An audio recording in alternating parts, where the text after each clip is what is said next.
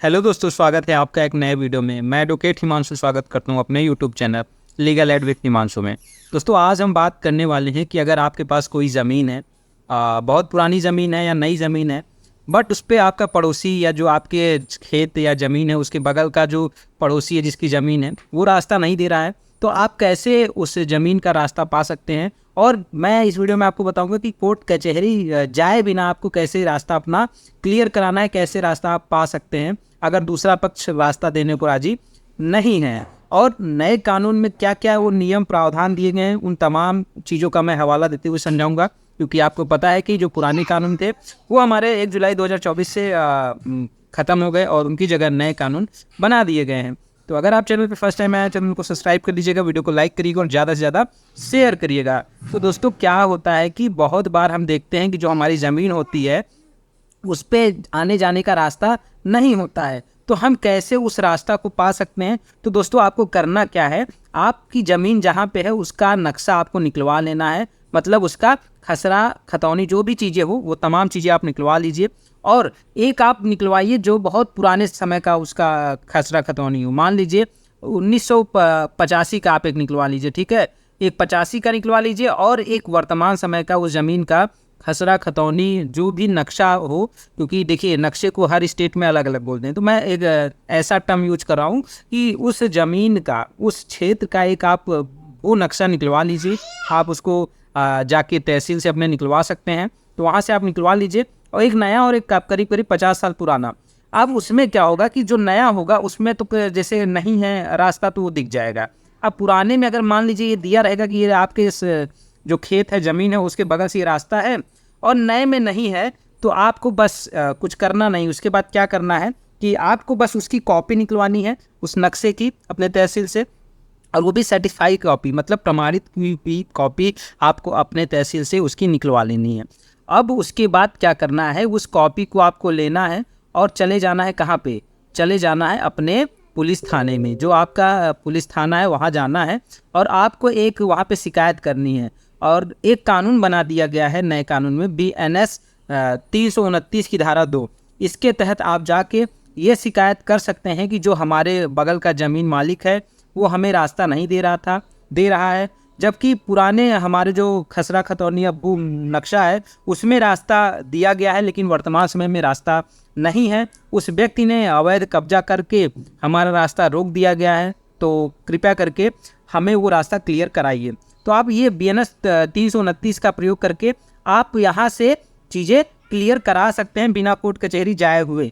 लेकिन दोस्तों, बहुत बार ये देखा गया है कि पुलिस आपका साथ नहीं देती है, और मुझे ये कमेंट भी आ रहा था कि सर पुलिस अब हमारा साथ नहीं दे रही है, जो भू माफिया हैं जिनके पास पैसा ज़्यादा है उनका साथ देती है, हम गरीबों का साथ नहीं देती। तो दोस्तों, कोई बात नहीं, उसका भी अलग एक प्रावधान है। और जैसा कि मैंने बताया कि 329(2) का आप प्रयोग करके पुलिस स्टेशन से शिकायत करके खाली करा सकते हैं, और उसके ऊपर धोखाधड़ी 420 का केस करवा के 318(4) के तहत भी आप उसको, जो भी आपका रास्ता रोक रखा है उसके ऊपर ये केस करके उसको 7 साल की सज़ा, इसमें 7 साल का सज़ा का प्रावधान है, 7 साल की सज़ा दिलवा सकते हैं। अब ये केस तो हो गया आपके पुलिस स्टेशन की, अगर पुलिस आपकी मदद करती है तो आप यहाँ से वो चीज़ें करा सकते हैं। लेकिन 80% 90% केस में देखा गया है कि पुलिस थोड़े से पैसे ले लेती है और चीज़ों को करती नहीं है। मैं हर बार की तरह नहीं बोल रहा हूँ कि हर बार ऐसा पुलिस करती है, 90% ज़्यादातर केस में ऐसा ही होता है। अब बात करते हैं, आपको SDM के यहाँ जाकर भी आप वहाँ से अपना जो ये रास्ता है क्लियर करवा सकते हैं।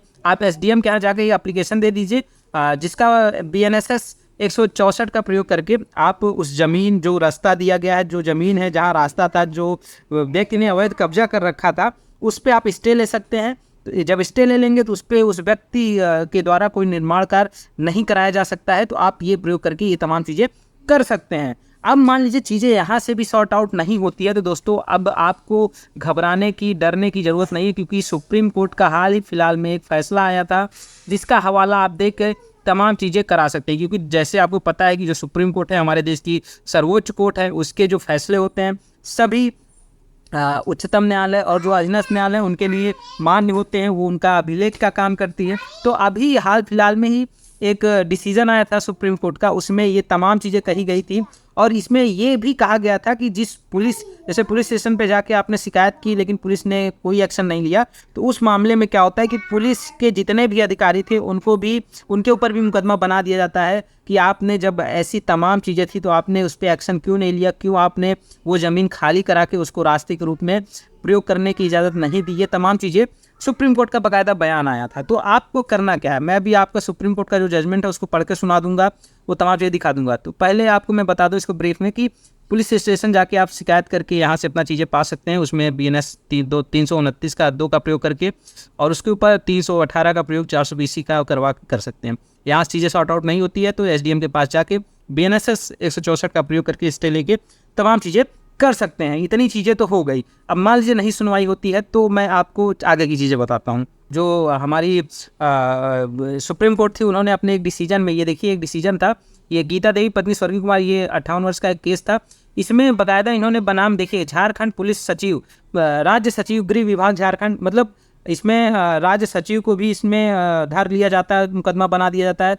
पुलिस महानिदेशक को भी, पुलिस अधीक्षक को भी, प्रभारी पदाधिकारी एयरपोर्ट पुलिस स्टेशन इनको भी, उपायुक्त इनको भी, और अंचलाधिकारी, ये तमाम लोगों के ऊपर कार्रवाई कर दी जाती है जो कि इस तमाम मामले में संलिप्त थे। उन्होंने कोई एक्शन नहीं लिया, जबकि इनके पास पावर थी एक्शन लेने की, इन्होंने नहीं किया। इसीलिए सुप्रीम कोर्ट ने सबके खिलाफ नोटिस जारी करके उनसे ये पूछा कि आपने ऐसा क्यों नहीं किया। और दोस्तों यहाँ ही तक नहीं, पुलिस जो इसमें था एक SI, उसके ऊपर 1 लाख का जुर्माना भी सुप्रीम कोर्ट के द्वारा लगाया गया, क्योंकि उन्होंने उस याचिकाकर्ता की जो एप्लीकेशन देने आया था कि हमारा रास्ता खाली करा दिया जाए, उसकी बात नहीं सुनी। ये तमाम चीज़ें मैं अपने से नहीं कह रहा हूँ, सुप्रीम कोर्ट का जजमेंट है। तो दोस्तों अब आपको अपने हक के लिए लड़ना पड़ेगा। ज़मीन आपकी है, रास्ता आपका है, तो उसके लिए आपको ही लड़ना पड़ेगा, कोई दूसरा लड़ने नहीं आएगा।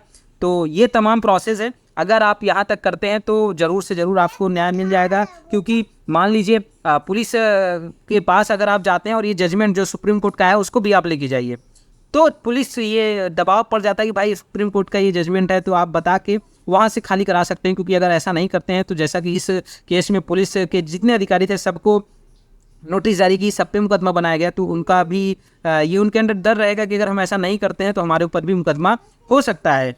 और नहीं इतनी तमाम चीज़ें होती हैं तो भाई आपकी कोर्ट है, आपके जज हैं, वो आपके न्याय के लिए आपके बैठे हैं, तो वहाँ तक की नौबत ना आए, इसके लिए आप इन तमाम चीज़ों का प्रयोग करिए।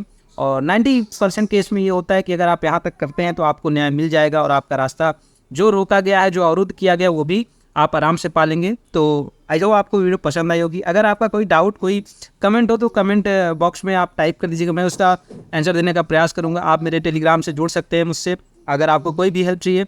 और अगर वीडियो पसंद आए तो लाइक करिएगा, नहीं पसंद आता तो डिसलाइक करिएगा। तो मिलते हैं नेक्स्ट वीडियो में, तब तक के लिए जय हिंद।